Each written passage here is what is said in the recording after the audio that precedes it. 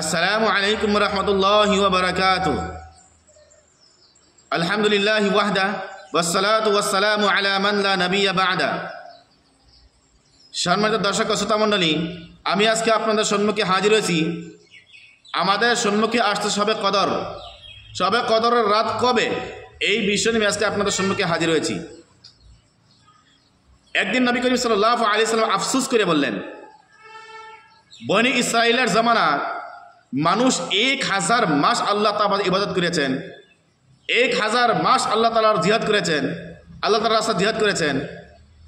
আমার উম্মত তো দুনিয়ার মধ্যে মাত্র 60-70 বছর জিন্দগি, তো আমার উম্মত তিনাদের মতো কিভাবে হবে?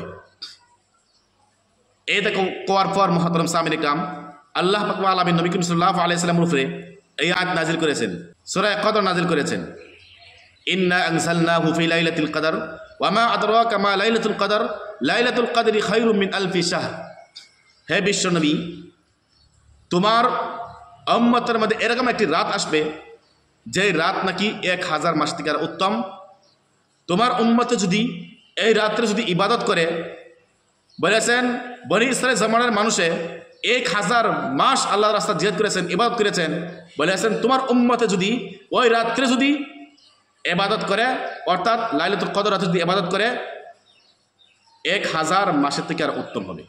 সুবহানাল্লাহ। তারপর নবী করিম সাল্লাল্লাহু আলাইহি সাল্লাম বলেছেন, বুখারী শরীফে 1887 নম্বর হাদিস, আন আবি হুরায়রা রাদিয়াল্লাহু তাআলা আনহু قال قال رسول الله صلى الله عليه وسلم من قام ليلة القدر إيمانا واحتسابا غفر له ما تقدم من ذنبه। বিশ্বনবী বলেছেন, যদি কোনো মানুষ মান কামা লাইলাতুল কদর ঈমান ওয়া ইহতিসাবান গফির লাহু মা তাকাদ্দাম মিন যামবিহি, যদি কোনো মানুষে লাইলাতুল কদর রাত্রে ঈমান আর সওয়াবের নেতে যদি নওয়াফিল ইবাদত করে, অর্থাৎ আল্লাহর রাস্তায় ইবাদত করে, তাসবিহ তাহলিল বয়ান করে, ওই রাত্রে যদি আল্লাহর জিকির করে, নফল ইবাদত করে, বলেছেন ওই ব্যক্তির পিছনে সমস্ত গুনাহ আল্লাহ মাফ করে দেবেন। গফির লাহু মা তাকাদ্দাম মিন যামবিহি, ওই ব্যক্তির পিছনে যত গুনাহ আছে সমস্ত গুনাহ আল্লাহ তাআলা মাফ করে দেবেন। তাহলে মুহতারাম সামনে একটা প্রশ্ন ছিল যে শবে কদরের রাত কবে? শবে কদরের রাত কবে নবী করিম সাল্লাল্লাহু আলাইহি সাল্লাম একদিন আমাদেরকে জানাতে চাইছিলেন, কিন্তু নবী করিম সাল্লাল্লাহু আলাইহি সাল্লাম আমাদেরকে জানাতে পারলেন না। তার কারণ হলো সহিহ বুখারীর হাদিস, খারাজা রাসূলুল্লাহ সাল্লাল্লাহু আলাইহি সাল্লাম লিইখবিরানা লাইলাতুল কদর। উবাদা ইবনে সামিত রাদিয়াল্লাহু তাআলা থেকে বর্ণিত, রাসূলুল্লাহ সাল্লাল্লাহু আলাইহি ওয়াসাল্লাম লাইলাতুল কদর কবে সেটা আমাদেরকে জানাতে বাহির হয়েছিলেন।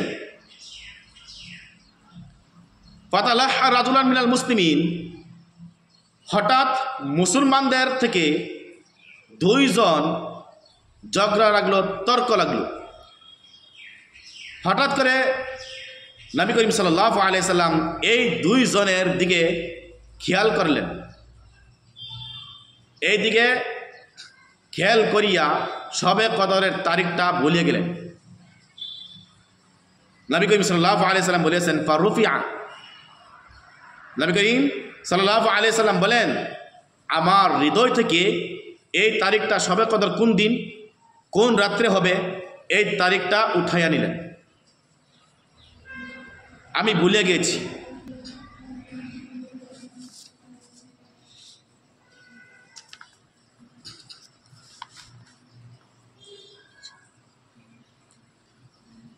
যখন আমি মনে করতে পারছি না শবে কদর 21 তারিখ না 23 তারিখ না 25 তারিখ না 27 তারিখ না 29 তারিখ, আমি মনে করতে পারছি না।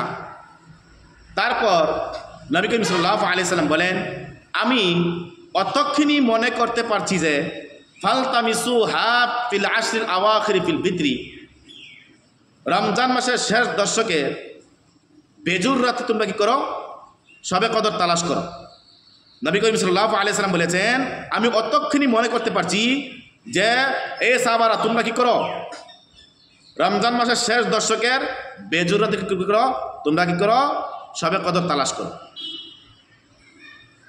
হাদিসের মধ্যে আসছে মুহতারাম সামিন ইকরাম, বুখারী শরীফের 1890 নম্বর হাদিস। আয়েশা সিদ্দিকা রাদিয়াল্লাহু তাআলা আনহা قال রাসূলুল্লাহ সাল্লাল্লাহু আলাইহি ওয়াসাল্লাম তাহাররাউ ফিল লাইলাতুল কদর ফিল বিত্রি মিন আশর আওয়াখির মিন রমজান। আয়েশা রাদিয়াল্লাহু তাআলা বর্ণিত নবী করিম সাল্লাল্লাহু আলাইহি সাল্লাম বলেছেন যে তোমরা তাহাররাউ লাইলাতুল কদর ফিল বিত্রি মিন আশর আওয়াখির মিন রমজান, রমজান মাসের শেষ দশকে বেজুর রাতে তুমি করো লাইলাতুল কদর তালাশ করো। এই হাদিস দ্বারা বোঝা গেছে কি লাইলাতুল কদর কোন তারিখে নির্দিষ্ট নাই, লাইলাতুল কদর কোন তারিখে সেটা নির্দিষ্ট নাই, কিন্তু লাইলাতুল কদর 21 তারিখে হইতে পারে, 23 তারিখে হইতে পারে, 25 তারিখে হইতে পারে, 27 তারিখে হইতে পারে, 29 তারিখে হইতে পারে। এরকম কোনো হাদিস নাই যে লাইলাতুল কদর 27 তারিখে। এই রমজান মাসের শেষ দশকের 5 তারিখ থেকে যে কোনো এক রাত হতে পারে। এসে জন্য আবার নবী করিম সাল্লাল্লাহু আলাইহি সাল্লাম সহিহ বুখারীর হাদিস 1899 নম্বর হাদিস, আয়েশা সিদ্দিকা রাদিয়াল্লাহু তাআলা বর্ণিত, তিনি বলেছেন আল্লাহ নবী সাল্লাল্লাহু আলাইহি সাল্লাম কানা ইয়াতাকিফুল আশরাল আওয়াখিরা মিন রমজান। আয়েশা সিদ্দিকা রাদিয়াল্লাহু তাআলা আনহা বলেছেন, তিনি বলেছেন যে নবী করিম সাল্লাল্লাহু আলাইহি সাল্লাম রমজান মাসের শেষ দশকে ইতিকাফ করতেন। মৃত্যুর আগলোকে রমজান মাসের শেষ দশকে ইতিকাফ করতেন। মৃত্যুর আগের বছর বিশ্বনবী 20 দিন ইতিকাফ করেছেন। তার কারণ হয়েছে যাতে লাইলাতুল কদর ছুটিয়ে না দেয়। শেষ দশকে, রমজান শেষ দশক কোন রাত্রে লাইলাতুল কদর হবে কোনো মানুষে বলতে পারে না। এসের জন্য মুহতারাম সামিন ইকরাম বিশ্বনবী রমজান মাসের শেষ দশকে মৃত্যু আগলোকে ইতিকাফ করেছেন যাতে লাইলাতুল কদর ছুটিয়ে না যায়।